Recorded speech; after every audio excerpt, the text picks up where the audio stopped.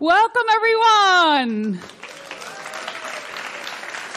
Hello. So nice that you are here. Welcome to the grand finals of the Food Systems Innovation Challenge. Yes. Welcome, everyone here in the audience, and also welcome everyone watching our live stream. Welcome, welcome.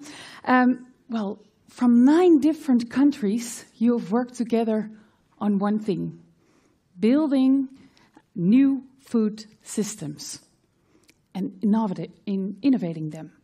And today, you are showing these innovations. But we will also know who is the winner of this challenge. And just to make sure that everyone's here, I would like you all to make some noise if you are part of that group. All right?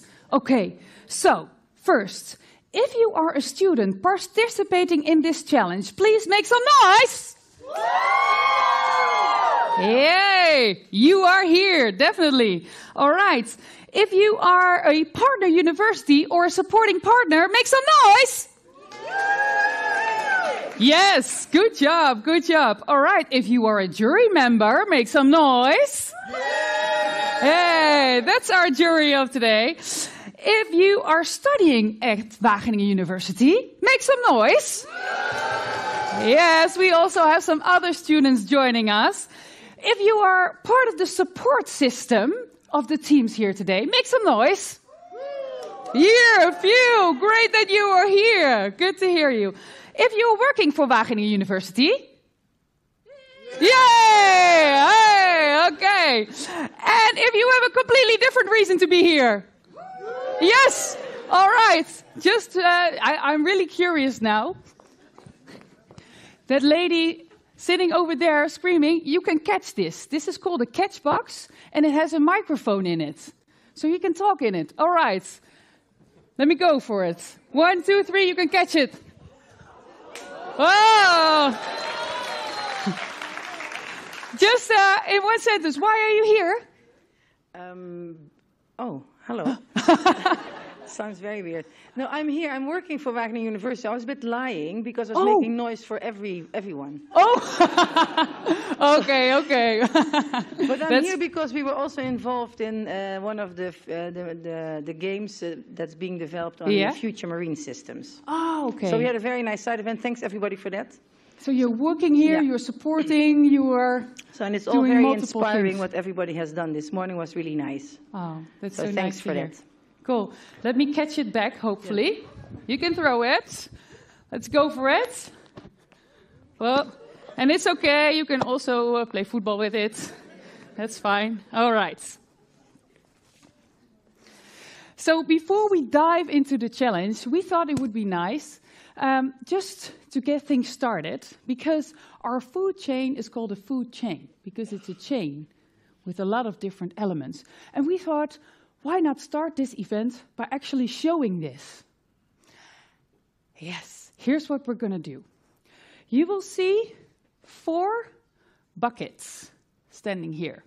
At least I see 3 now. Nina, where's the 4th one? I see 1. I see 2. I see 3. Where's the 4th one? Oh, over there. Yes, let me grab that one. Yeah. I will bring it to the other part of the audience. All right. I can also use it to demonstrate. So, it is a food chain, and together with the part where you're sitting, you can make some new friends and actually be a team within 5 minutes. Cool, right? What are you going to do? You are one section sitting together. You have a challenge together. So do you. So do you. And the 2 of you, you are also one team. What I'm going to ask you to do is these buckets in this bucket need to come down from the top to the bottom as fast as you can. But the ball cannot drop. And the first team that has got 10 balls in the bucket wins. To let them go down, you have to use these. Our different chains in the food system. And you need to work together as a team. Is that clear? So 10 balls need to come down from the top to the bottom. You need to work together, make some friends, work together, And the first team that has 10 balls in the bucket wins. Are you ready? Yes. All right. Let's team up. I will bring this to you. You have 1 minute to deliberate on a strategy. Go. Yeah. All right. Yeah. Okay. The challenge will start. 3, 2, 1, go.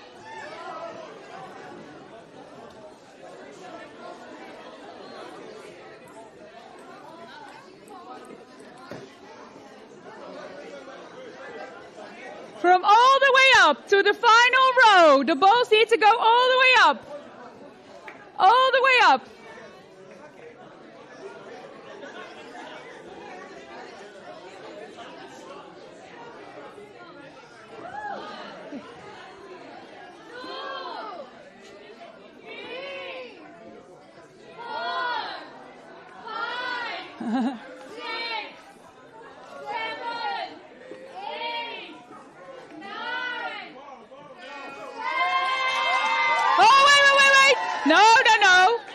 You started halfway. You need to go again.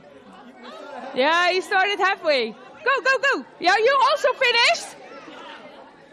Whoa. Okay, okay. I think you won. Okay. Let's wait for the final team. Let's cheer them on. Go for it. Go for it. Woo! Final balls.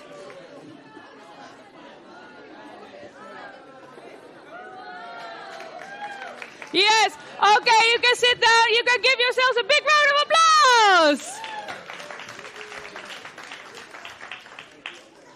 Okay. That was fun, right? So I think number 1, number 2, number 3, number 4, just for the record. But everyone's a winner today. So, but we have shown that the food system is as strong as its weakest link. And you have worked on innovations to actually strengthen each and every part of this food system.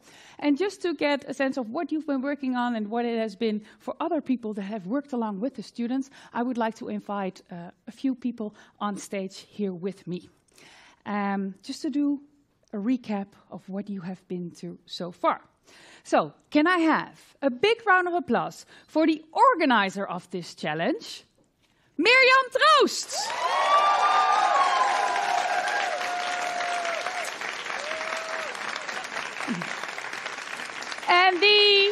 Thank you. And the co-organizer of the challenge of the Netherlands Food Partnership, Bente Meinertsma.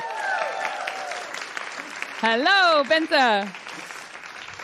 All right, going to the third one, a partner university of the challenge, just to see how things actually were for them to partner up in this challenge, is Jose Balasque Jr. from Brazil University. All the way from Sao Paulo. Welcome. All right. And one of the impact partners of this challenge, please put your hands together for Rob Baan of Koppertgres. Okay? So good that you were part of this challenge. So Mirjam, how old are you now? Me or the challenges? Yes, no, you.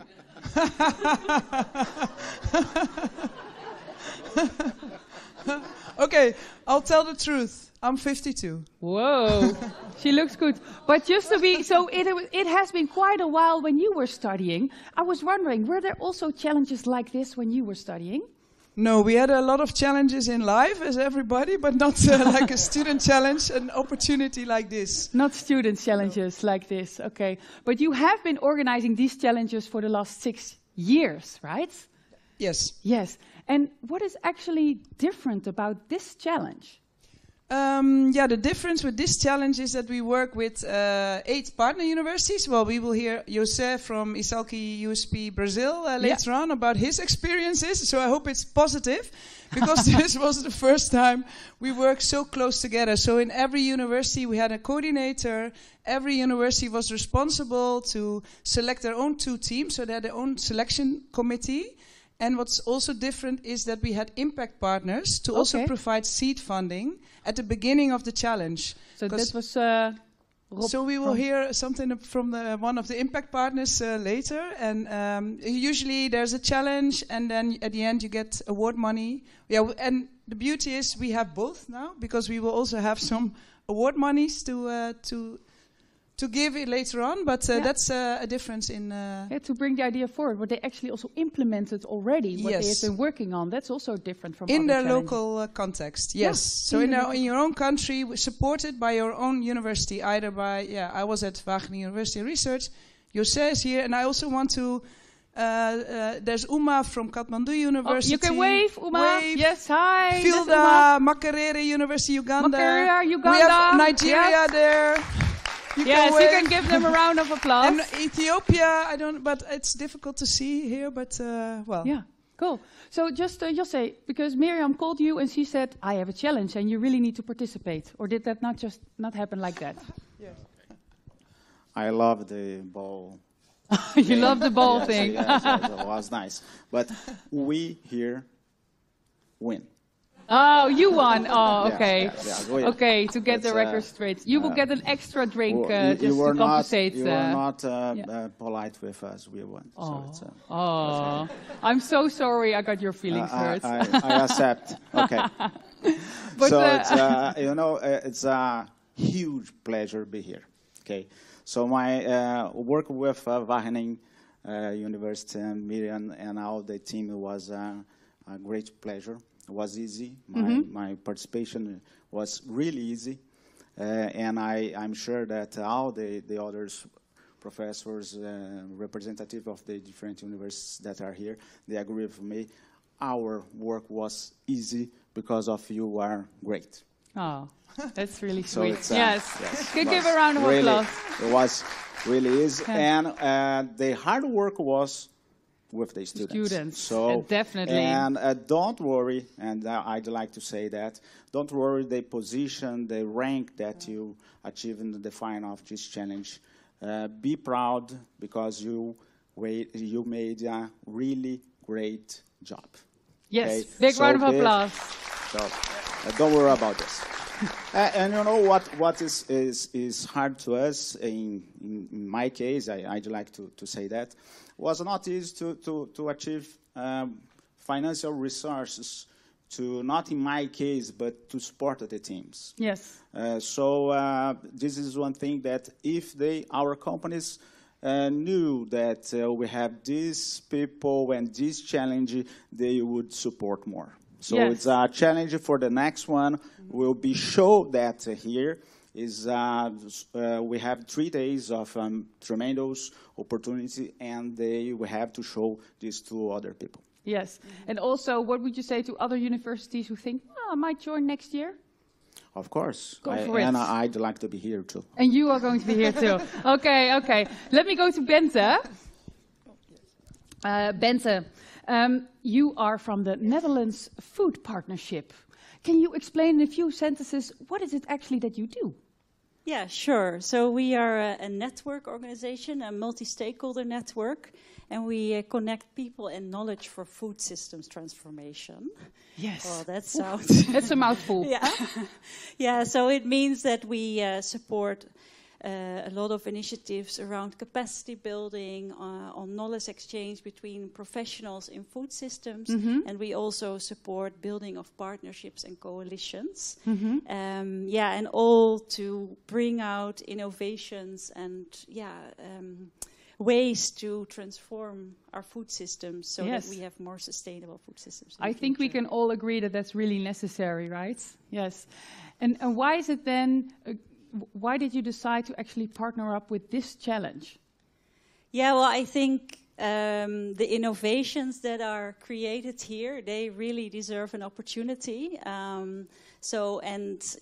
Also to find a way to start thinking entrepreneurial for students, to see, okay, with this idea and with the right network and support, we can actually get that to the next stage.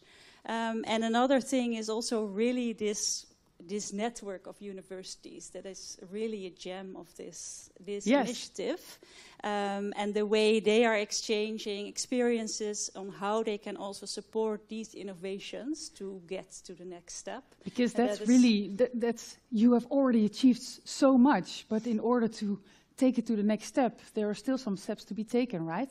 Yeah, definitely. But I think it really gives me hope, and it makes me proud how, what is here today, and I hope we can continue supporting that. I hope so too. Yeah. Let me go to Rob. Rob, you are an impact partner of this challenge, but you are also the CEO of Corporate Crest. Yes. And I heard that you were on the Dutch news recently. Maybe some Dutch people recognize him. Yeah? Who recognizes him? For the story, yeah? Nobody, So I see nobody. about 10, 12 hands. Okay, why were you in the news? I'm fighting Dutch government. No, it's true. It's true, yes. Give him a round of applause for it. And what are you fighting the Dutch government on? The World Health Organization says we have to eat 350 grams of vegetables per day. Mm-hmm. The Dutch organizations say 250 grams because we have the lowest consumption of vegetables in Europe. Really? The Dutch country with the biggest export, world famous for its vegetables, is not consuming itself. And the reason is we have a very bad lunch culture. Mm-hmm. This lunch was okay, by the way. No. Okay. And if you see, there was a lot of lettuce used. There's still some left, but the lunch is the most nicest system to eat as much vegetables as possible, because in the evening time, if you have eat 350 grams of vegetables, you have to eat a cauliflower alone. That makes you very unsatisfied. Yes, that's a lot, a whole cauliflower in the evening. If you spread the lunch and the dinner together and over the food, there's no problem. Yeah. And now comes the fight to the government, because I do that for my employees. I have 300 employees. I used to have a company in India, and the government in India was checking if I was giving them the right food for free. Now I do it in Holland, and I have to pay tax because I give my employees healthy food for free. They say, oh no, that's like an extra payment. And yes, you have to pay taxes on that. Yeah, but it's not a little bit, it's 80%. Whoa. 80%. So I said to the government, I said, okay, guys, you have to make money. So if you say 10%, 9% is better. 12, 14, okay. If you really need money, 21%, but not 80%, because 80% is a punishment. That's saying you're doing it wrong. We're going to give you a penalty to make sure you don't do it again. Mm-hmm. And that's the problem for them, because I will keep doing it. I think he deserves a round of applause for that. And I won, huh? I won from the government. You won. And then they changed the rules. Oh. Yes. I think that's one part of the chain that really needs to be changed, and I think you are the fighter for it, so really well done. I also heard you are an impact partner of this challenge. Why did you decide to become an impact partner? Well, if Miriam calls you, you have no choice. You have no choice. That's one. But I do a lot of work for Suriname. Yeah. I enjoy the country very much. I'm chairman of the Foundation for Sustainability in Holland, Suriname. So Suriname has a soft spot for me. I donated a greenhouse to Suriname, which was used at the Floriade. I help them with the seeds. I always have a very soft spot at East-West seeds, so I can get the seeds for just a little bit. And so I try to train. And the funny thing on Suriname, of course, is they speak Dutch, but they buy everything outside of Holland. So they buy the seeds in China, they buy the greenhouse in India, and they buy their chemicals, agrochemicals in Brazil, and they speak Dutch. So I try to bring the Dutch know-how again back, especially on MBO level. And MBO, for all the people, is the, how would you explain vocational? that? Vocational, yeah. Okay, yeah. MBO level. Yeah, so, in Dutch we call it MBO, yeah. Especially in Suriname they call it MBO, so that's right. And the funny thing is you can speak Dutch over there. So I can get many Dutch growers, which are not very good in international communication, and they can talk in very nice Frisian or Zeeland or West Friesland languages, and they can explain it very well.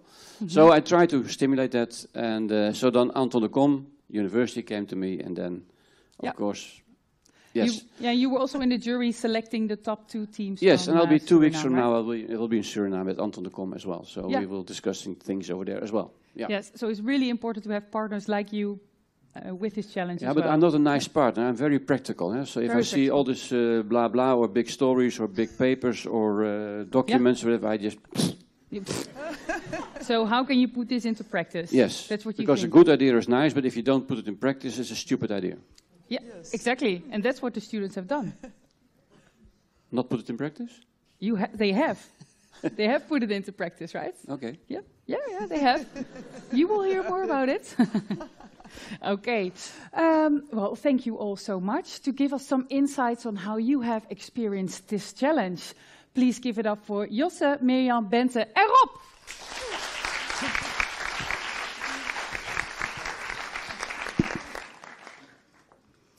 All right. So this morning, all the students, I think they're more a little bit clustered over there. You pitched in the Dragon's Den, right? How was it?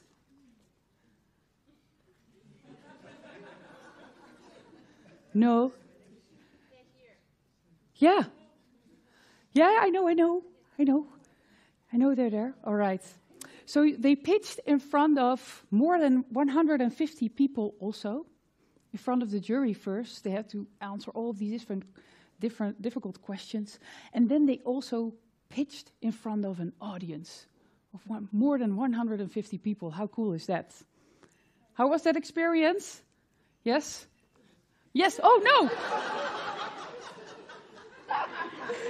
How was it to pitch? Were you the one pitching? What's it? Were you the one pitching? Yes, I was the one pitching. How was it? It was good. It was quickly, but it was a nice moment to believe and enjoy. Yes. Yes. Big round of applause. Thank you. And there was also one team that pitched in front of that big crowd, and the audience got to vote for their favorite, and they won the audience award. So I would like the winners of the audience award to stand up now. Please give a big round of applause for Sugar Shakers. Yes, you can show it, flaunt it. Yes, okay. So how was it to pitch in front of all these people and to win? Okay, first off, it was good. Yeah. I was a bit nervous because, gathering all what we have to stay in within just 1 minute, it's something that is a bit challenging. And also the crowds, but it was wonderful. And I also like to appreciate my directors and my coordinators. They've been of great help to me. Yes. Yeah. All right. Woo! All right. Well, maybe all of you are wondering, all right, but what have they been working on, the winners of the Audience Awards? Let's take a look at their innovation. It's not just a natural sweetener, but a powerhouse of essential nutrients and antioxidant. Good day world, my name is Peter Tengod and I am the team representative for the team Sugar Shakers. And our mission is to elevate this ancient treasure with modern science by implementing the hazard analysis and critical control point system by ensuring a product that is as safe as it is delicious. Our project began with a simple yet powerful idea, which is to create a safer and healthier replacement to traditional sweetener. We chose date syrup, a natural sweetener, rich in nutrients, and set out to ensure its quality and safety through the implementation of hazard analysis and critical control point system. We identified potential hazards in the production process, such as microbial contamination and chemical residue, and devised a plan to address them using HACCP principles. Our execution phase involved meticulous planning and attention to details. In a well-equipped kitchen, we transformed fresh date food into delicious syrup. The process involved grading, deseeding, rinsing, boiling, straining, and simmering to ensure the highest quality. We monitored critical control points throughout the process, ensuring that our syrup meets the highest standards of safety and quality. In our laboratory, we conducted thorough analysis to test for contaminants, nutritional contents, and overall safety. This comprehensive approach guaranteed that our product was not only delicious, but also safe for consumption. Our project doesn't just stop as production. We believe in the power of community and education. We've engaged with local communities, sharing the benefits of date syrup and empowering them with knowledge on safe production practices. The impact of our project goes beyond just the product. It's about creating a healthier lifestyle and providing a sustainable replacement to refined sugar and synthetic sweeteners. This date syrup, it blends perfectly with my custard and it's just so delicious. See, this date syrup is just out of this world. No crash, no bloating, just steady energy for work. Just perfect. It tastes so well, it's beautiful on my tea. I'd love to have some more biscuits with this. This is different. It's sweet, but it's not overpowering. I like it. It doesn't leave that sticky feeling that honey leaves in your mouth. This is really good. Looking ahead, we aim to scale our operations, enhancing our production capacity and expanding our market reach. We envision partnerships with food industries and health-conscious consumers worldwide, advocating for a natural, healthier replacement to conventional sugars. Join us as we redefine sweetness and health, and together, let us shake up the world of innovation.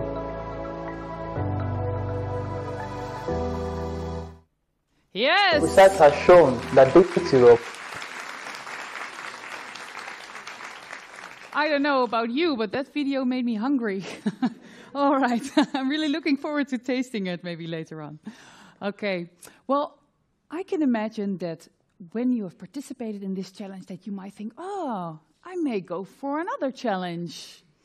Or when you are a student that is still studying here and you think, oh, maybe there's a challenge coming up that I can participate in.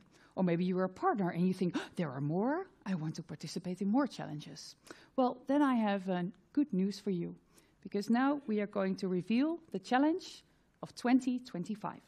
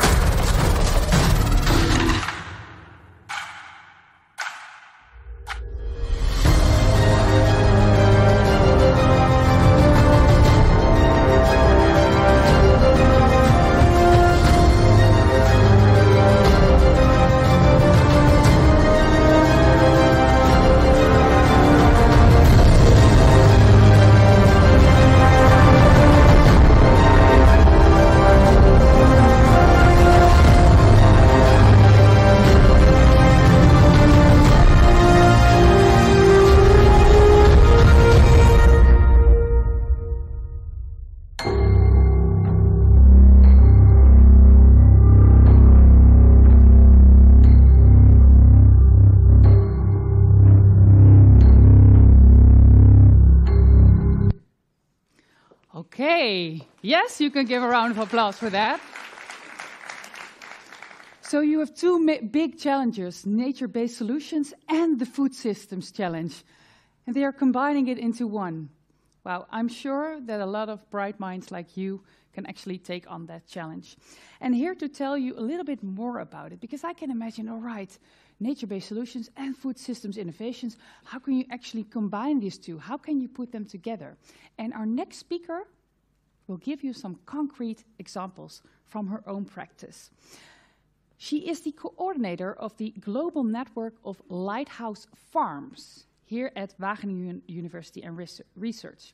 Please give a big round of applause for Mariana De Bernardini. Where are you? Yeah. Here you go. Can you hear me? Yes. It's an honor to be here. We spent the whole first morning looking at what future food systems in 2100 are. And I don't think I will be around in 2100, but I think many of you will be. And I have to say, I think the future is in good hands with all of the young people here today. So thank you first for offering all that inspiration. My name is Mariana De Bernardini. I'm a lecturer. I'm also a PhD candidate with the Farming Systems Ecology Group. And I have the pleasure to work with inspiring farming systems from all over the world. This is the clicker, right? Yeah. We bring together 13 inspiring farms. We call them the Lighthouse Farms in the global network of Lighthouse Farms. Each of these farms represents a radically different solution to sustainability. Together we create this outdoor laboratory and classroom where we co-develop research together with them. We have about 13 PhD students working all over the world, together with the farmers, oftentimes staying with them for some time. And the idea is that they bring the knowledge to us and that we can also share the knowledge with them. And we do so with projects. We come together and try to think about what type of projects might be interesting to work on, thereby co-developing this research agenda. And I was given 5 minutes. I'm going to try to give us a very quick tour of how some of the farms in our network are inspired by nature and how they use what they've learned to inspire us. And hopefully this can offer a little inspiration to all of you. So very, very quickly, we're going to do just like a very quick tour around some of these farms. We start in Austria, where Alfred Grand's farm is harnessing the power of earthworms to decompose organic matter and make it bioavailable nutrients for the plants. So he is an organic and regenerative farmer. And he says that he works with over 1 million employees that are every day keeping his soil healthy. And so he makes sure he keeps their home, the soil, in good condition. We go next to Indonesia, where we work with communities that are harnessing the power of animals like ducks and fish to create complex rice farming systems. Instead of using pesticides, they rely on the ducks and the fish to eat some of the pests that would otherwise impact the rice. They also have crops on the borders that can bring in beneficial insects, and thereby they become more autonomous, less reliant on external inputs. We go to the Fertile Crescent, the place where wheat was originally domesticated. This is Kurdistan, the autonomous region in Iraq, where Sheikh Jamal here has been harnessing the power of genetics by doing a practice that is as ancient as agriculture itself, plant breeding, traditional plant breeding. He's doing plant breeding of tomatoes, peppers, and also wheat, specifically in low input settings and to enable more resilient crops, because what he's facing is extreme weather conditions, and he sees that drought is every single year impacting his crops more. So that's what he's selecting for. We go next to Brazil, where Fazenda da Toca is a 60-hectare agroforestry system that is harnessing the power of photosynthesis by taking CO2 from the atmosphere and pulling it down into their incredibly complex agroforestry systems. This brings more carbon into the soil, and through management, pruning techniques, and mulching, they're able to improve their soil and regenerate their land. Next, we go to Serbia, where there's 4,000 hectares. And farmers there are using digital tools, but they're also using mycorrhizal fungi. They're harnessing the power of legumes to replace synthetic fertilizer. And on this 4,000-hectare organic farm, they rely exclusively on leguminous crops as their main source of nitrogen. They are also a vegan farm. Finally, I want to end this with our story from Ethiopia. In the Tigray region, we have the Atsbi catchment, where they're harnessing one last point of nature that I haven't addressed yet, and that's us, humans, because I want to remind us that we are also part of nature. And what they do here is they bring this community together, and they've actually regenerated huge amounts of land in their valley. And they did that by working as a community, distributing the type of tasks and roles that they needed to have, and building up swales. So you see over time how they've been able to build these swales to catch rainwater and start to regenerate some of their land. For clarity, this is in different seasons, but you still see, hopefully, how the community has come together to build this very, very necessary infrastructure. So I hope that this has given you some glimpses of what nature-based solutions can be. Remember, behind all of these nature-based solutions, there are humans, there are all of us that need to manage the land, that need to work the land. And we always have to remember about the people behind all of these stories. And that's hopefully what you can see here, all of these faces. If you would like to learn more about any of the particular farming systems, please feel free to check out our website or contact us. And I'm really happy to be here. Thanks again for this invitation. And I want to wish all of the students good luck. I wish I could have voted for all of you this morning because you are all truly, I think, what the world needs right now. So thank you.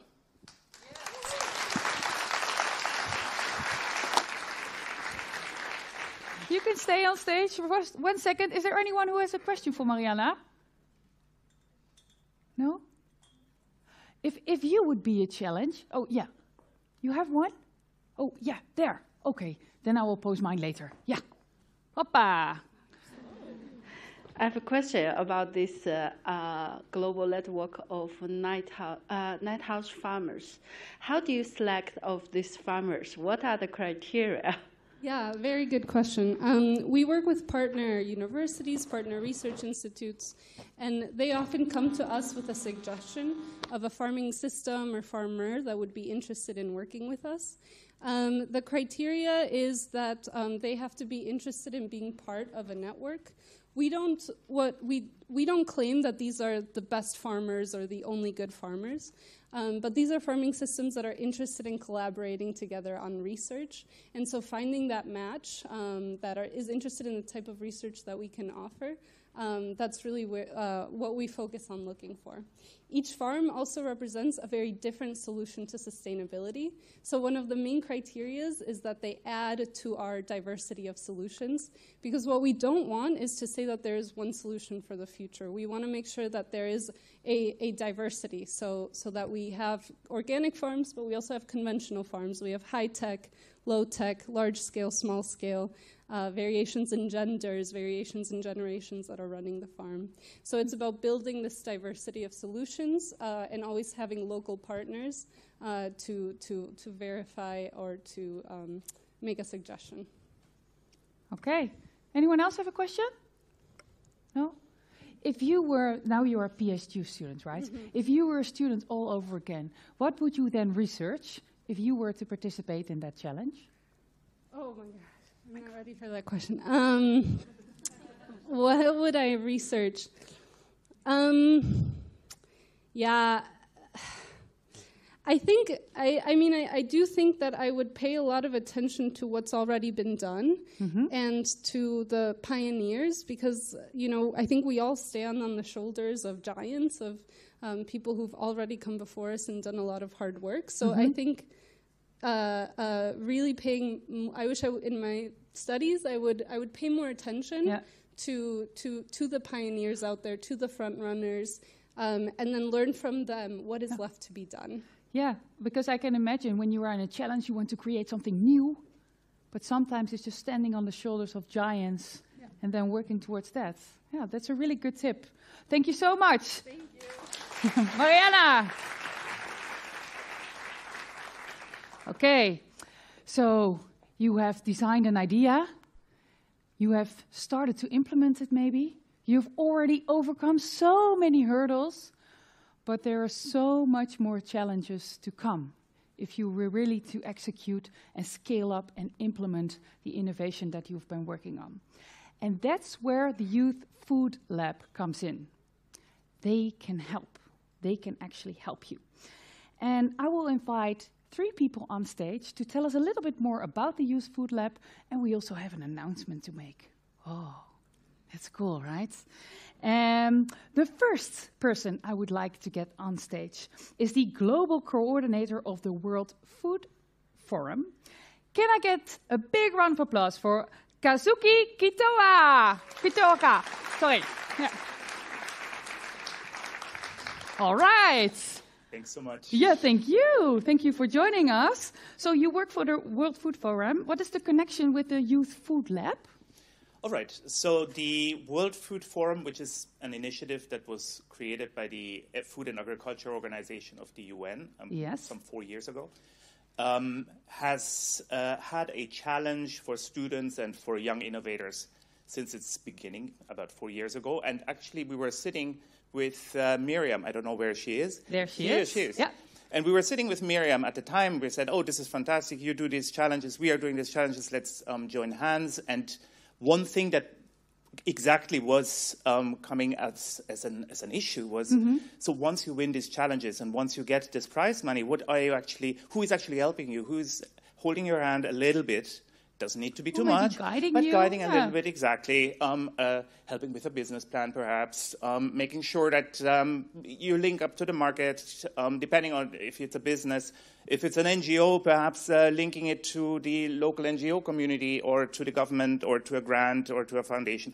So all of these kind of steps were really missing a little bit. And I know other people have walked in these, have done that before, but as a student, I can imagine, I don't know. And in particular, of course, when we are looking at the global south, we were in Nigeria. It can be very, very daunting. How do you actually go about it in Suriname? How do you go about that? So the Youth Food Lab is trying to help here, and we together what is it that you do then in the Youth Food Lab? So it is really an incubation program, a global incubation program focusing on the global south, where the need perhaps is the biggest and where also incubation programs are the least developed. And here we are supporting early stage businesses and NGOs, depending, in their development and in becoming perhaps ripe for the market so that they can go and prosper on their own. Okay, and I heard it's an 8-month program? It's an 8-month support program. Yeah.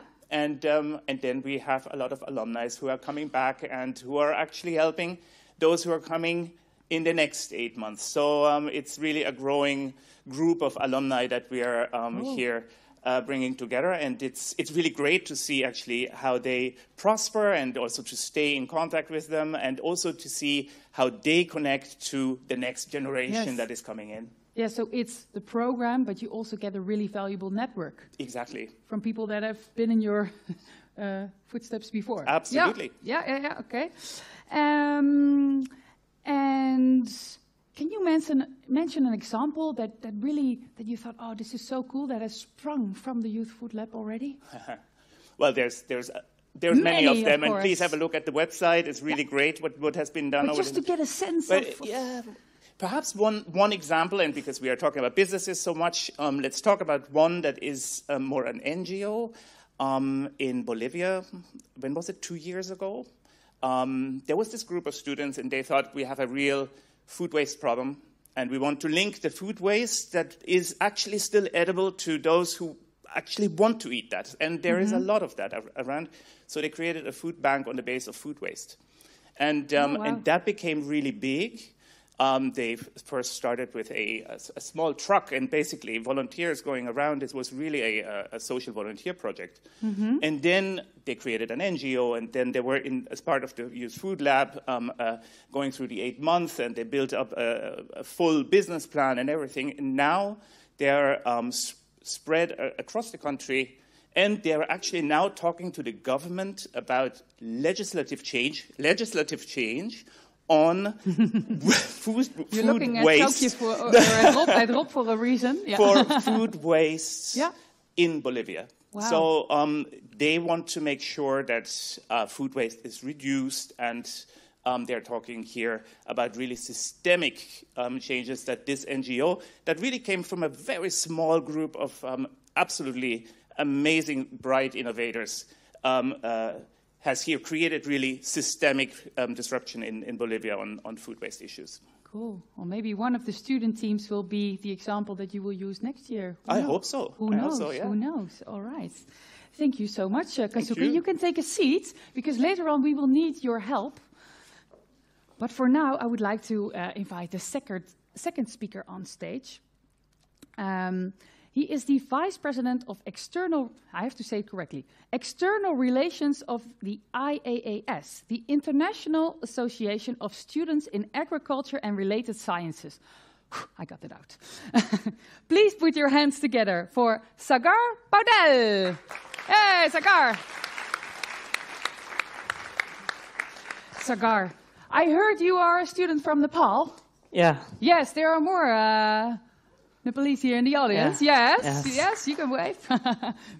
Cool. So what are you studying here? You can come a little bit closer. Okay, so I won't bite. So, okay, I'm studying Masters in Development and Rural Innovation here in Wageningen University. Cool. Yeah. And why did you think, okay, I'm really going to be the Vice President of External Relations? Okay. What triggered you? Why do you think, yes, this needs to be done. I'm going to do it. So I have been in IAAS for the last 8 years, and it has been a long journey because I learned a lot from the soft skill to the professional skill, from the working in the ground. Even I learned a lot about project designing when there was a global project. So this shaped me to more in the professional path. So I think IAAS is the platform which can nurture the youth voice, and they can also connect that with the different stakeholders who are very eager to work in the food system and different pressing issues in the world. That's why I'm eager to be the part of this international network. Yeah, because that's also a big part of what you do as an association, right? Can you tell us a little bit about that? Okay, so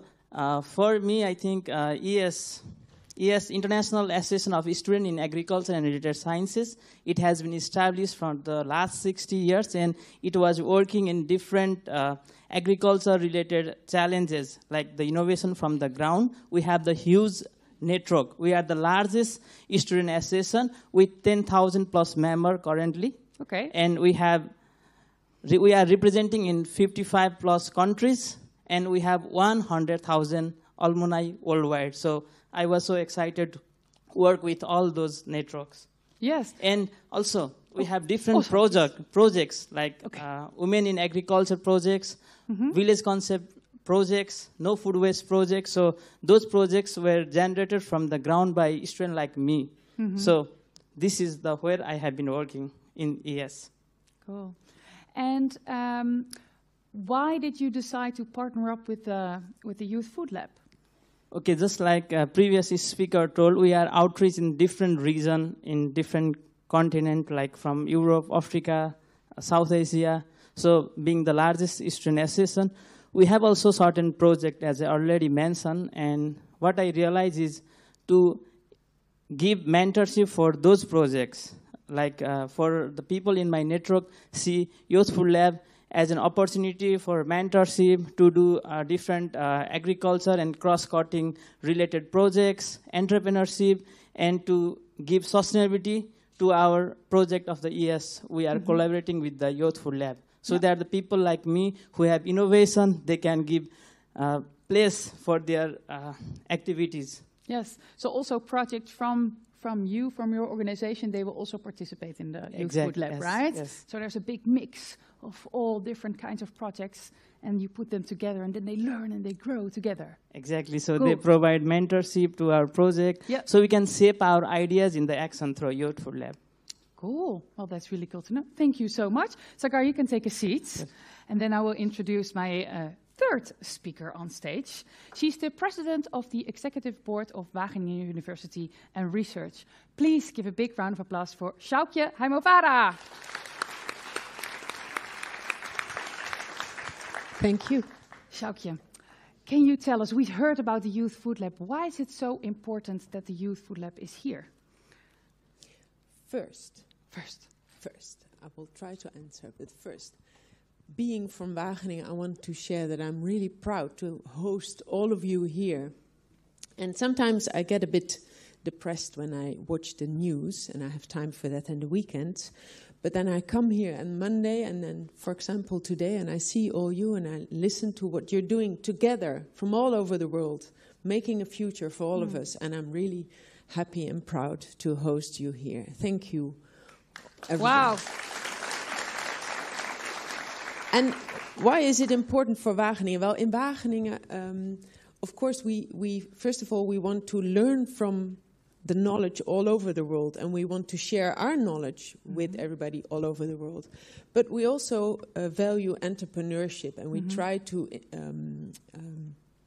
promote entrepreneurship education, but nothing works like the real thing, like trying yourself. So challenges like the Food System Innovation Challenge really help doing this and help working to learn entrepreneurship, but also get the networks. Well, it was all just mentioned. And then once you're there and you have this beautiful date syrup, and I want to taste it, so for the next step, we need to take it further. And then youth lab, youth food lab really comes in. So it's really... Yes, and these entrepreneurial skills, you said, okay, they're becoming more and more important. Why is that? More and more important. I think we value more nowadays that also in an institution like ours that we should take notice, that we should make an extra effort to help bringing our knowledge not only to academia, not only to governments, but also to really to work. Yes. To get it into economy. Yeah. And to really valorize all the knowledge and the technologies we develop here. Yeah, because otherwise it just sits on the shelf, or it's in a really nice academic paper, and then nothing is being done. Yeah, exactly. I understand. And at the same time, we create these beautiful partnerships all over the world, so it's a win-win. Yeah. And the Youth Food Lab has existed already for some time, but today we have some exciting news. Yeah. What is it? We have, because we really like the Youth Food Lab, we work with the Youth Food Lab, and we thought, how can we take it to the next level? How can we really make sure that this mentorship is easier accessible and share resources? And then we decided, and I have to give credits to Miriam again, like we all do today, to open a physical hub of the Youth Food Lab. And it will be the first physical hub here in Wageningen, and we will start opening it. We will start it today and have this opening. Yes. But it will be, and that's our hope, we will pave the way for more physical... Whoa. Yes. Let's keep it intact. To more physical hubs of the Youth Food Lab worldwide. I have heard of one in Nepal being underway, in Chile. So we just made it to be the first. Happy to be so, but we're happy that we're one of many to come. Yes, I know, because a lot of things we can do online, but I think we have experienced it now. When you're together in one room, it's just magic, and you can really learn and grow together. And we totally agree. We totally agree. So we are now going to the official moment, and also you, the three of you, but also the audience, you have an important part in this opening. So I would like you all to stand up. Yes. And the three of us, we will walk towards this button. Okay. So when there's a big opening, of course, we have to cheer and we have to say yes, yes, yes. And I would like you to, first, we are going to count down from 10 to 1, and then the three of us will press this button. I would like to ask all of you to yay, it's a big party. And then just give a heads up like this, so to one person that you don't know yet, because it's also about networking, connecting people from all over the world, because that's what the Youth Food Lab does too. Okay? Are you ready? Okay. Then we are going to count down. So is it okay if we put the hands together? Yeah. So the four of us are going to press. And you are going to count from 10 to 1, yeah? 10, 9, 8, 7, 6, 5, 4, 3, 2, 1. Yay! And big round. Yeah. Oh, yeah, I know. Yeah. Okay, and another one. Yes, okay. You can also give 2 or 3. That's fine. All right. It's a bit alarming, isn't it? Yeah, I think we broke it. That's how hard we pressed. Yes, you can sit down. Thank you so much. So this was the official opening. I would like to give get a big round of applause for the 3 speakers, Kazuki, Sagar, and Sjoukje. Thank you. Thank you. Thank you. Okay. Now you're thinking, Natalie, it's getting late. when are you going to announce the top 5? I'm going to do that right now. Because the top 5 will all win a spot in a youth food lab. I think, well, we've just heard the explanation. That's a really, really cool prize to win, on top of the prize money that you will get. And I'm now going to announce the top 5 teams in random order. Oh! So we just know what the top 5 is.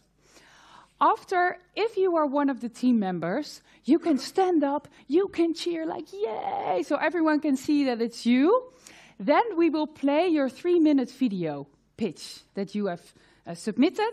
And afterwards, I will invite you on stage, ask you a few questions, and then we will go to the next top 5 participants. Is that clear? Yes. Okay. Can I get a yes? Do not keep us in suspense. I'm trying to build up the tension here. Okay. Do I have a drum roll for the first one? So, our first top 5, yes, you can participate, is all the way from, I'm not going to say, Icogroup from Nepal! Yep. Let's say, yes, you are already on. It's okay. It's exciting. Let's take a look at their video. Do you wonder how we are going to feed this rapidly growing world? As protein demand rises, traditional sources like poultry and fish require massive amounts of protein feed themselves, which places pressure on land and water. Feed production, especially soy meal, harms ecosystems and increases costs, threatening food security for low-income communities. But what if we could produce feed faster and cheaper? That's where Ecograph comes in. Ecograph was started from scratch in Godavari, Nepal. We collected resources and constructed a mini black soldier fry production plant and designed an automated temperature control system. Then we started to collect organic wastes from local communities like vegetable markets and feed them to black soldier fry larvae. These larvae feed on the wastes and collect high protein in their body. We fed them until they were large enough for harvest. Then we carefully selected the larger larvae and dried them up by frying. But we left about 20% of them to pupate and bring us with more of these larvae from their life cycle. This cycle was continued for 4 months. Dried BSF larvae were then mixed up with other components of feed and provided to the poultry. Guess what? Chicken loved the larva and find it very delicious. Here is a review of the farm where we tested our product. Black soldier फ्राईको larva ल्याइदिएको थियो अनि हामीले चाहिँ हाम्रो कुखुरामा त्यो खाएर एकचोटि ट्राई गरे हेर्नु कुखुराले त्यो खाएपछि नर्मल दाना खुवाउँदा भन्दाखेरि त्यसमा चाहिँ एकदम राम्रो वेट लियो कृषकहरूको लागि एकदम उपयुक्त छ त्यस कारणले गर्दाखेरि यो खुवाउँदा चाहिँ एकदम राम्रो हुन्छ कुखुरालाई यसले चाहिँ कुनै पनि असर गर्दैन कुखुरामा Ecograph was also highlighted in national news for its innovative work. We also presented these results to the public. We organized a workshop on training and awareness in BSF farming.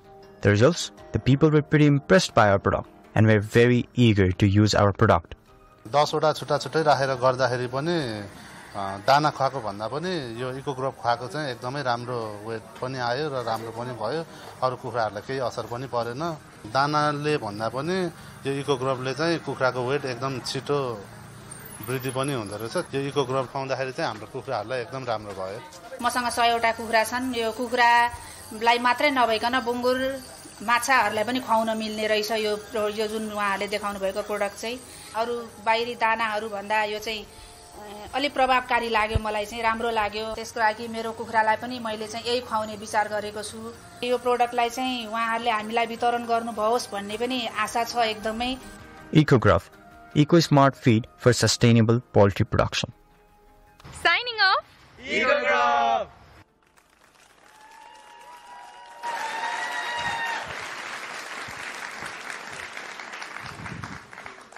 Wow. So how it's on. How are you feeling? So I'm more than happy now. So right now I want to hug all the 4 members back home. I'm just missing them. So hello, Abhinam, Dipesh, Kohinoor, and Sandeep. I'm just missing you guys here. Oh. Okay. Yeah, because it's really a team effort, right? Yeah. You really have to work as a team. Yes, we worked hard for 6 months. It was so hard for us. Lots of highs and lows in the 6 months. And yes, they really helped me. The Uma sir, Miriam, the whole entire team was very supportive to us. Yeah. So yes, and the good result came up. Yes, all the hard work was to make to the top 5, so that's really cool. Yes. Well, thank you. And what was, because you talked about highs and lows, can you talk us through what was really a high, or what was a low, or was the high that came after the low? Okay, so the high, low. Yeah. So the high was we just got recognized in the national news, the Gorkha Patra, all those social medias. That was the. How did you arrange that, by the way? So yes, they just saw our work in a local state, and they were just convinced, and they were so happy, and that the youth guy has really changed a lot in our farming sector. And the lows were like we just have a semester exams, the viva, the practical. There was lots of assignments. Just have to complete that and work for a farm. And the coordinator, Uma sir, used to say, okay, you have to be on a time. This deadline is coming soon. So that was good. He was quite best coordinator we have got. So he was so supportive. That was for us. Yeah. So because of his support, today we are here.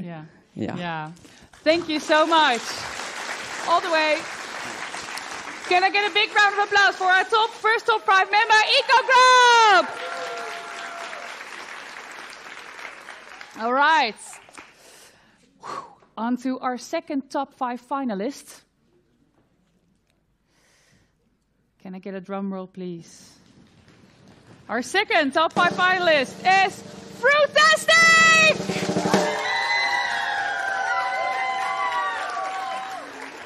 She cannot believe it. You can wave. It's you. Yes. I will come back to you in a minute. Let's check out what they've been working on. Welcome to Uganda, the Pearl of Africa, where Team Fruitastic 5 has cultivated its food innovation to mitigate fruit wastage. We are Team Fruitastic 5. Hello, I'm Taiba Mushanda Joseph, a student of Water and Irrigation Engineering at Makerere University. My name is Kwagala Joshua, a student of Bioprocessing Engineering at Makerere University. My name is Nawar Sabachitiwa, a student of Water and Irrigation Engineering at Makerere University. My name is Nachindi Zakirada, a Bioprocessing Engineering student at Makerere University. Hello, my name is Nalwoza Sheila Faith. I am a student of Food Science and Technology at Makerere University. Our problem is overripe jackfruit, leading to significant amounts of waste. Did you actually know that 40% of Ugandans harvested jackfruit ends up as waste due to overripeness? It does not only lead to loss of food, but also economic losses to our farmers and fruit vendors. It also contributes to greenhouse gases. But what if we could turn this waste into something valuable? This is why Fruitastic 5 came up with making a nutritious fruit leather snack out of this overripe jackfruit to reduce the waste, to make it into a valuable food, to improve sustainability. So let me show you how we transform overripe fruit into a high-value product. Come with me. We source for our jackfruit in the different markets around Makerere University, such as Kalere, Nakasero. We sort for seeds and any foreign material. We ensure PPEs while doing such, to ensure quality and clean products. After sorting, we puree this fruit. The puree undergoes a mild heat treatment to ensure that all nutrients are not lost. Then we go to packaging. We've interviewed different vendors from different markets like Nakasero, Wandegea, and what we found out is really heartbreaking. Ku lunaku olulungi otunda bifene nga bimeka? Ku lunaku olulungi ntunda bifene nga 15, ne ku lunaku olubi ntunda bifene nga 6. Bifene ebyo byotatunze ne bikwonoonekako obikolera ki? Waba yonoonese muwente, ente teziriwo musuula. Bwe tuba twagala tukuguleko ffene oyo tumugatteko omutindo, oba onaakiwagira? Ekirowoozo kiba kirungi. Yes, it has been quite a journey. We have made some achievements along the way. We have been able to buy our own equipment, like the dehydrator. We have been able to exhibit our products on different exhibitions. Also been able to develop our recipe and come up with a brand name, Fruity Boost. Also, along this line, we're incorporating future plans, like we want to conduct a comprehensive nutritional analysis for our product, and also to scale our business beyond the current reach of campus students.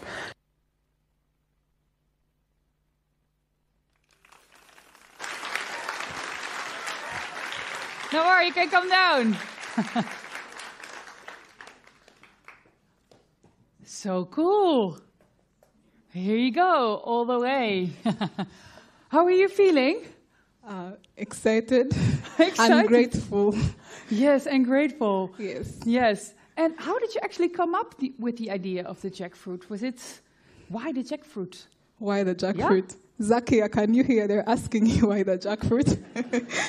Surprisingly, the problem was generally fruit waste. And we thought of watermelon to realize, wait, when you dry watermelon, what do you remain with? Yes.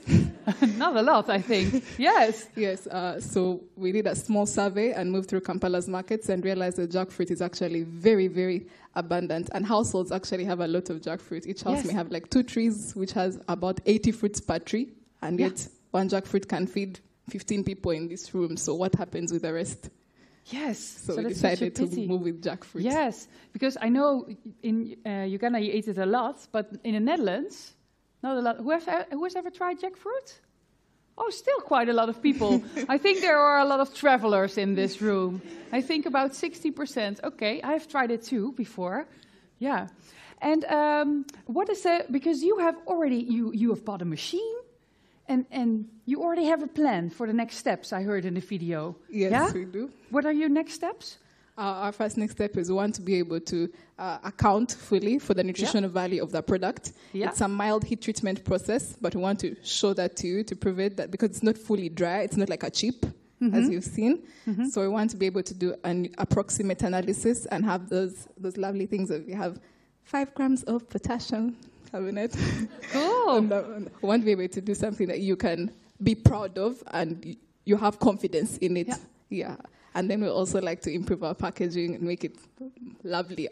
Of course. And you are one of the top 5, so you know there's the really big Youth Food Lab prize, but also already some money involved that you can actually use to actually start executing this. So congratulations. Thank you. I'd like to thank my coordinator and my entire team for their work. Thank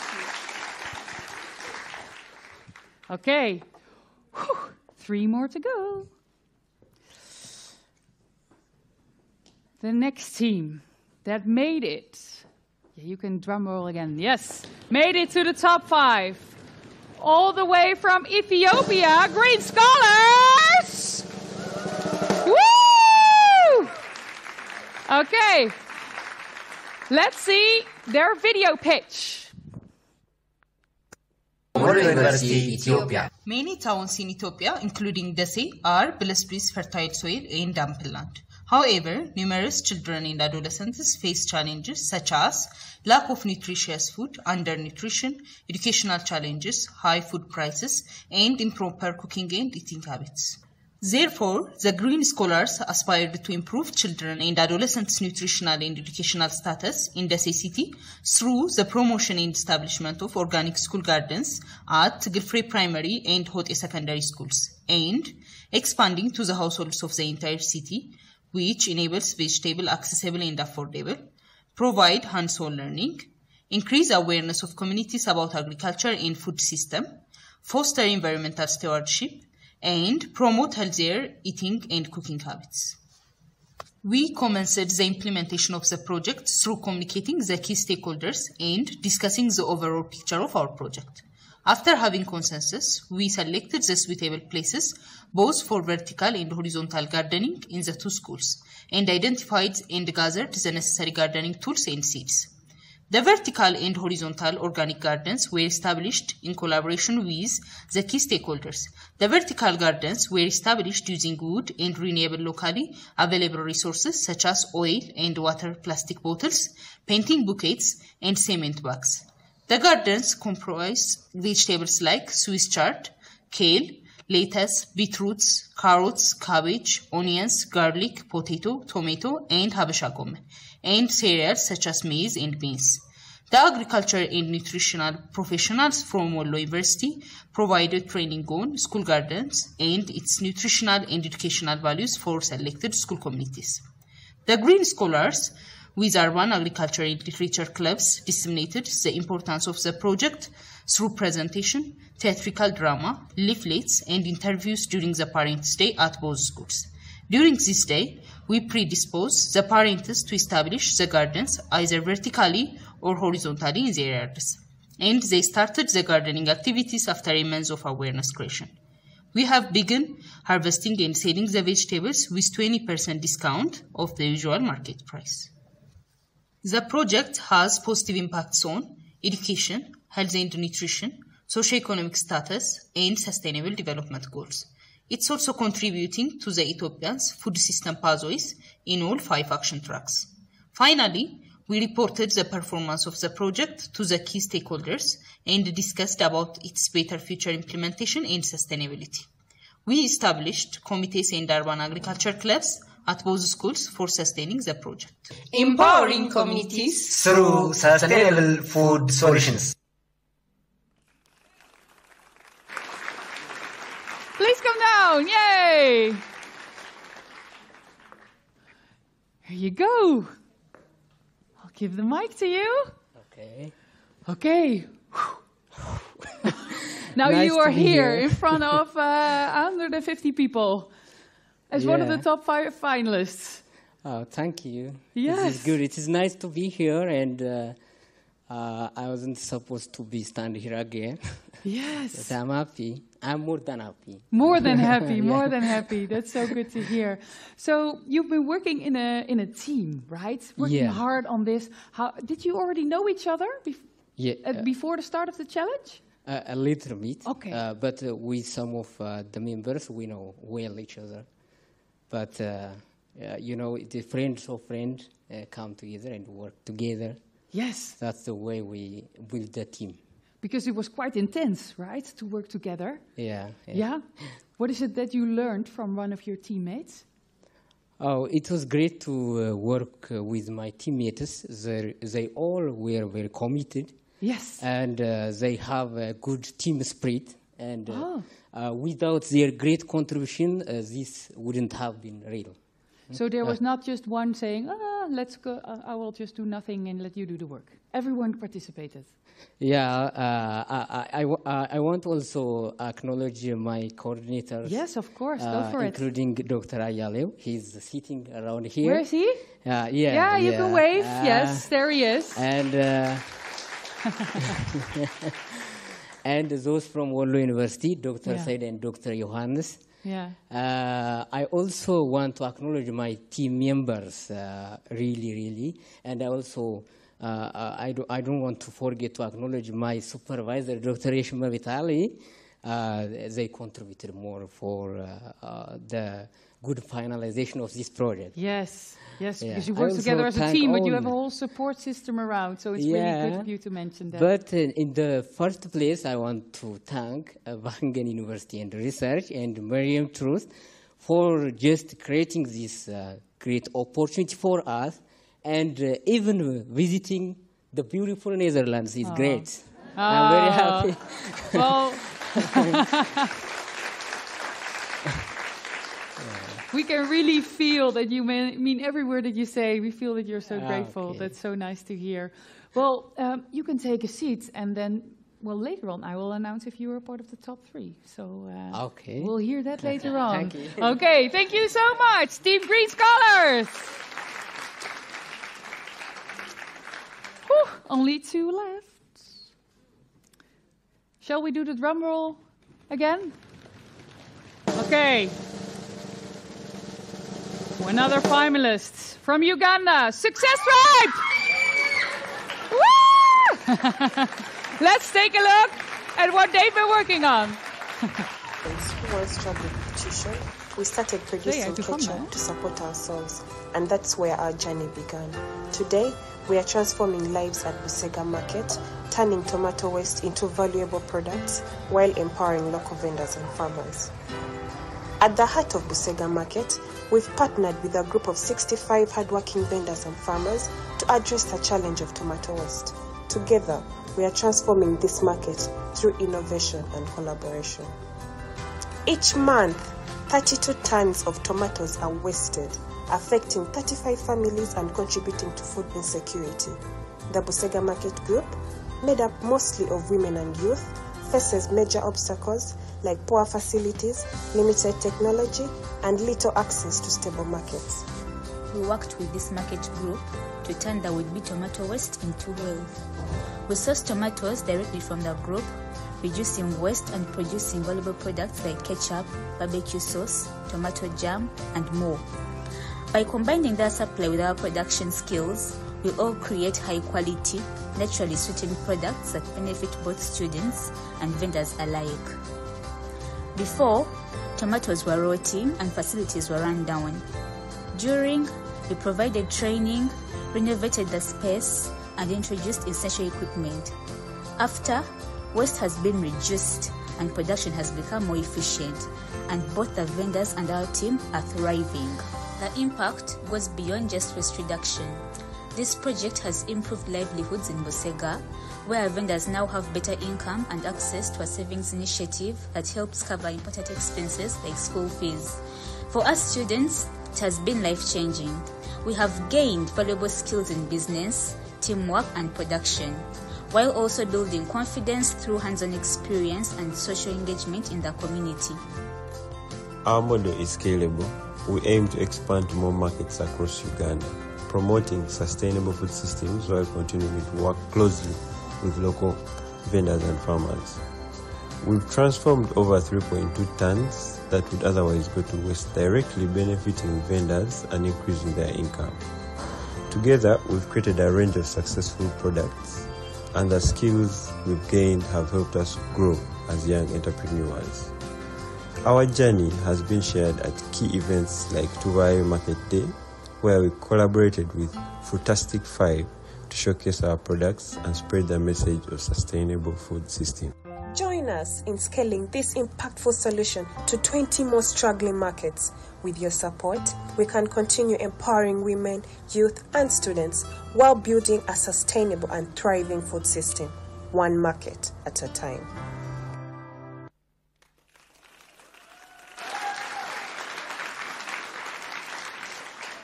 Oh, there you are. Yeah. Your support system was like, woo, standing up. Yeah, Team Uganda. Another one. All right. So here you are. Yeah, also, Uganda is represented in the top 5. So, as you mentioned in the video, you have been working together to actually promote this. Yes, we have. Yeah. We attended exhibitions. We sold our products together. Yeah. Yeah, we did well together. And now you are in the top 5 together. How cool is that? It's so cool. We are very happy. Yeah. We are very happy. We represented our country very well, represented our university very well. We've represented our teammates and made them proud because they were really worried. I did not let you down. I am so happy we've made it. Yeah, it's a great opportunity. And how was it to work in the team? It was a learning opportunity. You know, you have to compromise while working with people. Okay. And you have to learn a lot. You have to be patient. Team, you understand when I say that. So, yeah, it's been a great journey. It's been a great journey indeed. Yeah, because in a lot of challenges, what we see is that it's not just learning new things, but it's also learning how to actually make the team work. Yeah. The team that makes the dream work. Yes. All right. We'll get you a drink later on, and then no, just kidding. And so, what are the next steps for you and the team? Wow! So after this, we're going to go to another market group, work and continue this great innovation and great food systems innovation with the next team that we're going to work with. Yes. Cool. Yeah. Well, one market at a time, you heard. I love that sentence, right? One market at a time, because that's all it is. Yeah, that's all it is. That's scaling up one market at a time, taking it one by one. Yes. Well, congratulations. Thank you. Just sit back, relax. And later on, I will ask you to join on stage again. Thank you. All right, thank you. Team Success Drive. Okay, so now I'm going to announce the final top 5 finalists. But before I do that, let me say something to all of the teams, because you are all winners already. And as Kazuki said before, it's not whether or not you win this challenge, it's about what you do afterwards. There are still things that you can accomplish and do. So it's not just about winning, it's the participation, it's the journey, and it's a journey ahead. With that being said, I can still imagine that you would like to know who is our final top 5 finalists. Okay, shall we do the drum roll for the final time? The final top 5 finalists, all the way from Brazil, Agro Essential! Woo! Let's see what they've been working on. Hello everyone, my name is Lara. And I am André, and together we are Agro Essential. Nossa jornada começou no dia 12 de junho de 2024, quando nós recebemos as 40 mudas de pimenta biquinho e já implantamos, medindo assim a clorofila com o aparelho Clorofilog Falker. A gente fez essas medições, sendo 3 medições pela 7ª planta de cada vaso, que seriam as 4 repetições de cada tratamento, que como já foi dito. Além disso, semanalmente a gente fez as medições de clorofila e aplicações dos óleos nas seguintes concentrações que foram determinadas para a gente. E a gente viu que na pimenta, devido infelizmente às condições climáticas desfavoráveis do país e da região, devido ao inverno, a pimenta ela acabou não desenvolvendo frutos. Porém, ela ainda teve um aumento significativo nas quantidades de clorofila presentes, tanto no controle quanto nas outras concentrações. Depois, no dia 8 de julho de 2024, nós recebemos as plantas de begônia, azedinha, e também fizemos o mesmo procedimento que foi aplicado à pimenta biquinho. E também foi possível ver um aumento de clorofila a partir do aparelho Clorofilog Falker, que foi o mesmo que nós utilizamos, e um aumento significativo na questão de carotenoides, que foi possível ver a partir das análises que o André vai falar. Os tratamentos consistiram na aplicação de 2 óleos, o dele moreno, subproduto da produção de cítrus nacional, e o óleo de pimenta de macaco, provindo de plantações de pequenos produtores rurais do Acre e sul do Amazonas. Houveram 5 tratamentos utilizando cada óleo. Eles eram divididos em concentrações entre 0 ml por litro e 2 ml por litro. Enfim, os carotenoides das begônias foram extraídos usando parte das flores, que junto ao extrator metanol foram colocados numa centrífuga para separar os compostos de interesse. Depois, os compostos de cada vaso foram medidos usando um espectrofotômetro, cujos valores retornados foram usados numa fórmula que correlaciona os valores de clorofila A, clorofila B e carotenoides nas plantas. Após a análise e comparação desses dados, conclui-se um aumento significativo na quantidade de carotenoides, principalmente nas plantas cujo tratamento foi o óleo de pimenta de macaco. O experimento comprovou a potencialidade de aumentar naturalmente os teores de carotenoide e clorofila nas plantas. Além disso, vale ressaltar que as plantas controle tiveram problemas com praga durante todo o seu ciclo de vida, e as plantas cujo tratamento foi os óleos essenciais permaneceram saudáveis durante todo o experimento. Por isso, é possível concluir que a aplicação de compostos naturais pode promover práticas agrícolas sustentáveis, o desenvolvimento econômico local e a melhoria da saúde pública. Pesquisas futuras devem expandir a gama de cultura testada pelos óleos e otimizar as condições para uma aplicação mais ampla e em diversos cenários agrícolas diferentes.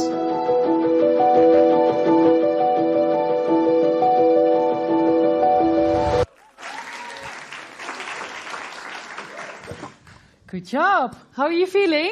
I'm feeling so excited right now. My heart is rushing so fast. Yeah. Yes, I can imagine. Yeah. Oh, racing. Yeah. Top 5. Final one, right? You're like, oh no, I'm not going to make it. Oh, what? It's me. Wait, what? Yeah. We did make it. We did make it. Yes. So how did you actually come up with what you've been working on? Was it already an idea that you had, or was it created for this challenge? So a professor helped us a lot. He had this idea when we were discussing the use of harmful pesticides in Brazil. Mm-hmm. So the delimonene was the first one because we are the largest producers of orange juice in Brazil. Yes. And it's so easy to get, it's so accessible. And then we wanted to try with the monkey pepper too, which is a native crop from the Amazon region. Okay. So we tried experimenting, and it worked so well. It had so positive effects. So yeah. So and how did you feel when you first saw the results and that it worked? Oh, we were so happy, so happy, because the first culture, the pimenta biquinho, didn't work because of the winter. So we were like, oh, the begonia has got to work, and it worked so well with both the oils. So yeah, that was very good. Yeah, so sometimes things work, sometimes they don't. Yeah, ups and downs, right? It's a good thing that this worked. Cool. Yeah. And will you, after this challenge, will you continue working on this? Of course. We're trying to expand and try to reach more relevant crops, like tomatoes, fruits, because this challenge was so short, we didn't want to work with long life cycle fruits, that would be too risky. So now we're going to expand even more, Cool. Well, you have the help of the Youth Food Lab to expand. Yeah, so that's something that you have already won. Yeah. So thank you so much. Thank you. Yes, okay. You can sit down, all right?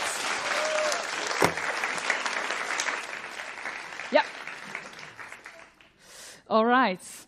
So before we will announce the winners of this challenge, let's discuss with our jury exactly what they have been judging on. What are the criteria? I would like to invite 3 jury members on stage. Please give a big round of applause for Aline Mugisho, Maaike Groot, and Caroline Gommans. Okay. So, Aline, entrepreneurship is important to you, right? Extremely. Yes. Why is it so important to you? I'm an African. We have the highest number of young unemployed youth. And we don't have exactly the strongest plan to address that and the backup of all our graduates each year. So entrepreneurship is the way forward for young Africans for 3 main reasons. They can create their own employment. They can increase their income, household income, nutrition. They can improve our society because food production is very important. We also have the highest number of malnourished children. And these young people provide a sustainable solution by not only addressing their own direct problem, but addressing an entire society's issue. And then they become more accountable. They can hold our politicians, our decision makers more accountable because they have a deciding power. And so entrepreneurship gives back the power to the people and allows them to recover their dignity and be able to make something out of their life. Our motto is to decrease the time between employment and education. So closing this gap at the shortest time can only be done through entrepreneurship. And seeing Africa on the rise, 3 out of 5. Come on, guys. This shows where we're going. The future looks very African, and entrepreneurship is the way to go. Yes. That's my point. Yes, lovely. Maaike, you are one of the jury members. So how was it to actually judge this challenge? Oh, it was fun. It was fun. It was very nice. It was very inspiring to see all these young, talented, young, bright minds together from all these different countries. And there was a lot of energy, also a lot of nerves, clearly. Of course. Yeah, but it's nice to see all these young people dream very big and then implement those big dreams into small ideas that ideally have the potential to grow into something that is really, that has impact on the system that we live in, that we work in, that we eat from. So that was really nice to do, yeah. It was fun, inspiring. Yes. All right, cool. Let me go over to your neighbor, Caroline.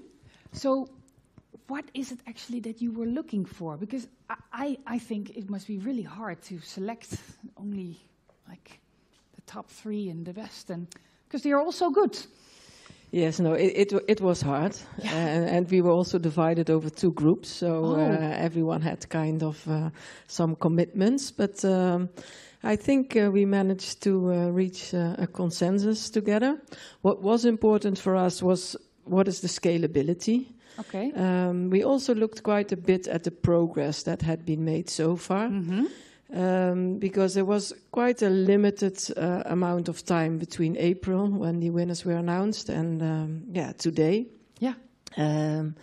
And it was really interesting to read what people had done, and also I personally liked really their reflections on what worked well and what didn't work well, and came also back in the earlier questions. I think often we learn a lot from what didn't work well, and quite a lot of the teams were able to express that, and I thought that was particularly valuable also for the jury to read, because you also realize how people are learning and what they did with that. So So it's not, if it doesn't work out, it's not necessarily a bad thing. It's actually a good thing.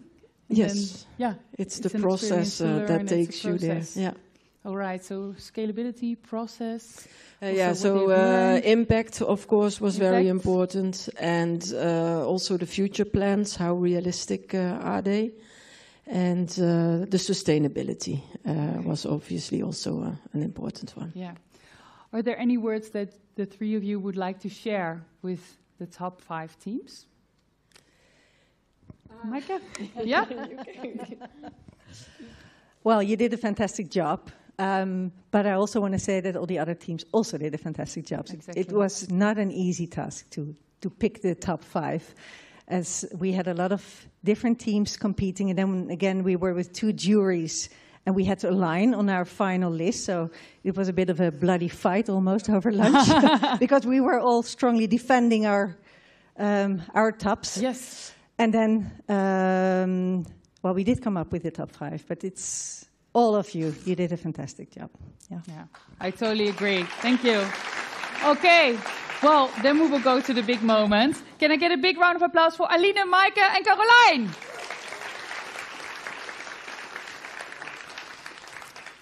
So, we are actually going to hand out the prizes. And before we do that, I would like to invite all of the representatives of the teams here on stage. First, of Team EcoGrub from Nepal. Big round of applause. Fantastic 5 from Uganda. Green Scholars from Ethiopia. Success Stripe from Uganda. Again. And Agro Essential from Brazil. Yeah. Okay. Maybe. Yeah. Cool. Yes, of course. You can congratulate each other.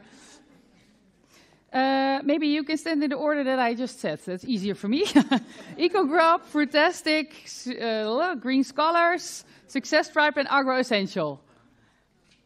Oh, now you're doing it the other way around.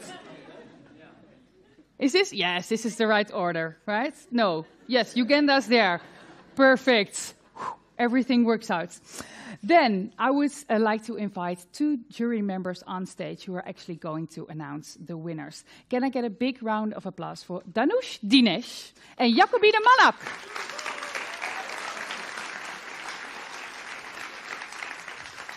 Jacobine? Danush? Yeah, you can stand here in the middle. I will stand here. Okay. Whew. So all 5 of them have already won a spot in the Youth Food Lab. But there are still some other prizes that we need to divide. And what we are going to do is the following. First, we will now announce the 2 runner-ups of the top 3. So numbers 4 and 5, but we don't distinguish. So that's 1. And they will win €1,000 and the Youth Food Lab ticket. And you will, Jacobine, you will tell a little bit about these 2 teams. Right? Happy to do so. Okay. So, without further ado, the first team that almost made it to the top 3, but still won €1,000 and a direct ticket to the Young Youth Food Lab is... We have 2 runner-ups. Yes. The Green Scholars from Ethiopia and Success Stripe from Uganda. Okay.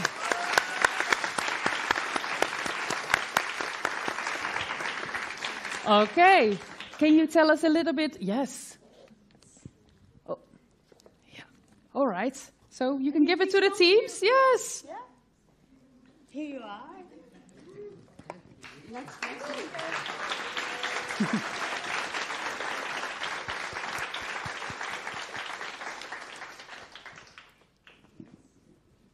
And Jacobine, the second one. Yes.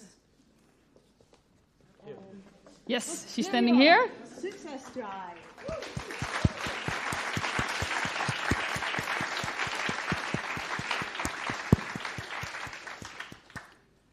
Okay, Jacobine, can you tell us a little bit about these teams? Why did they make the top 5? Absolutely. These two. So, with Success Drive, the lady from Uganda, we really believe that you could profit from a place in the youth lab so you can scale up, you can think through, you can set the best prices and find the right markets.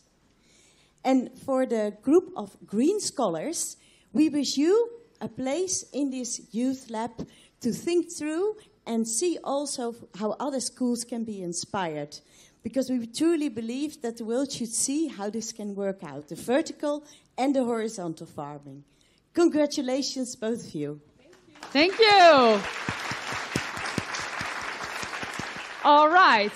Well, then we will go to the top 3. So maybe the 3 of you can stand here.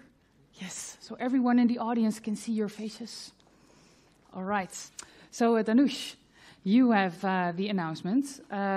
First, we will announce the 3rd place, right? Okay.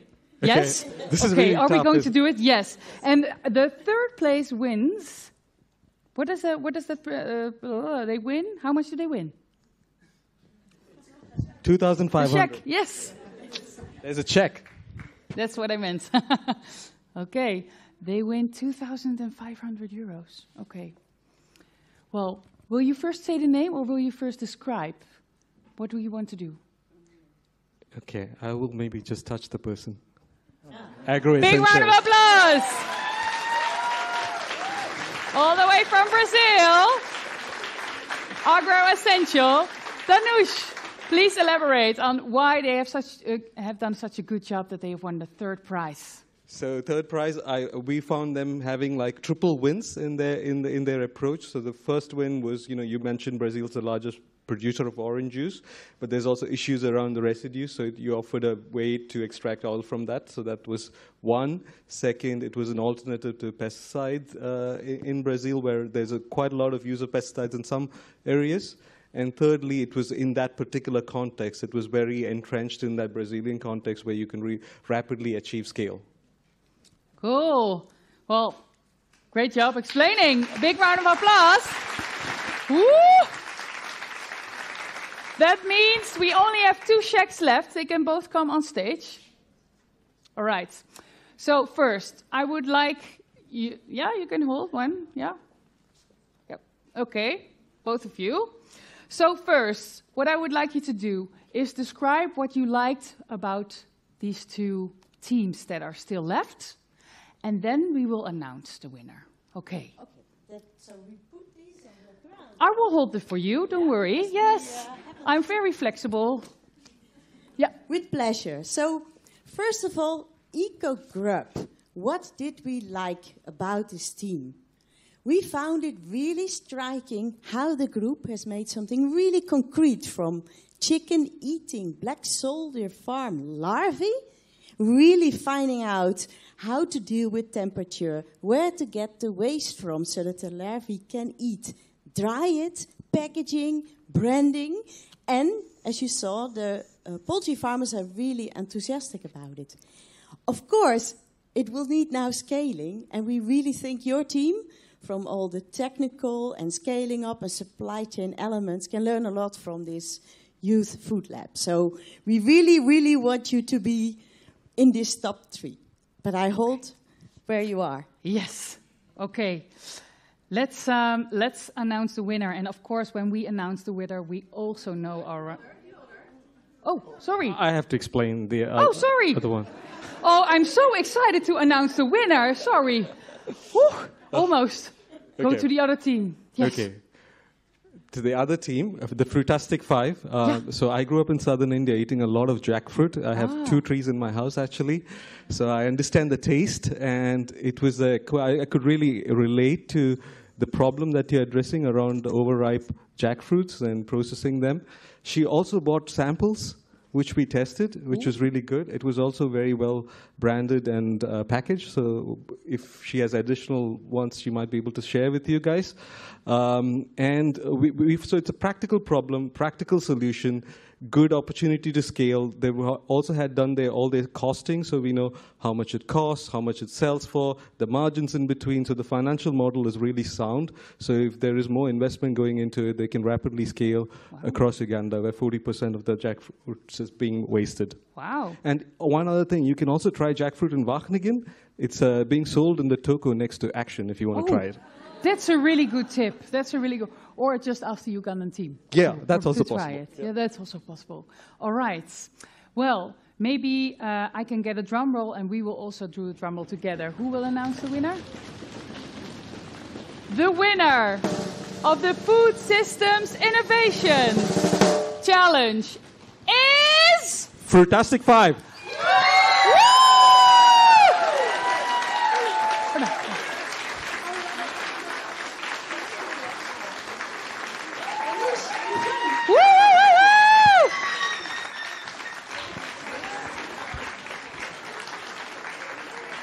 Okay, so how are you feeling?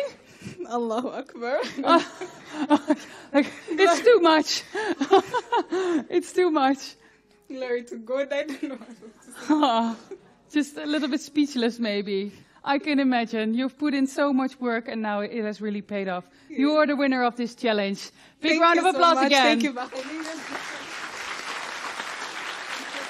Where's the runner-up? Yes, of course. Now we also know the runner-up. Oh, can I get a big round of applause for the Nepalese team?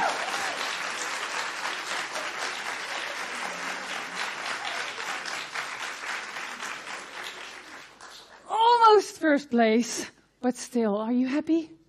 Not that happy, but okay, yes, we are happy.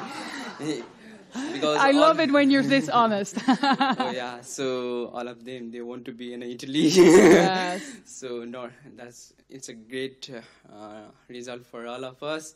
Yes, we are happy, we are happy. So, yeah, of course, when you're this close, I can imagine that you just won the silver. Yeah.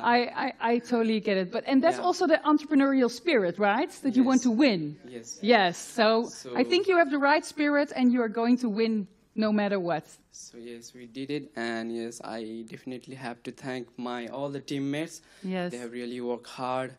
Mostly the Avinam, he has a great idea to just make the whole project on the right time, on the right way. Yeah. So yes, I'd like to thank all of them, and especially the Uma sir. He just guided the whole 6 months in a pretty cool, best way.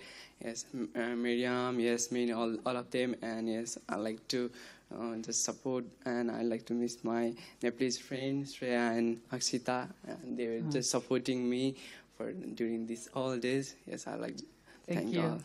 Okay, big round of applause. Okay, well, this is actually the end of this challenge. I hope that you have enjoyed it. I would like to thank all of the students, all of the partners, all the staff that has helped organizing this challenge. Thank you all for being here, and let's go for some drinks. Thank you.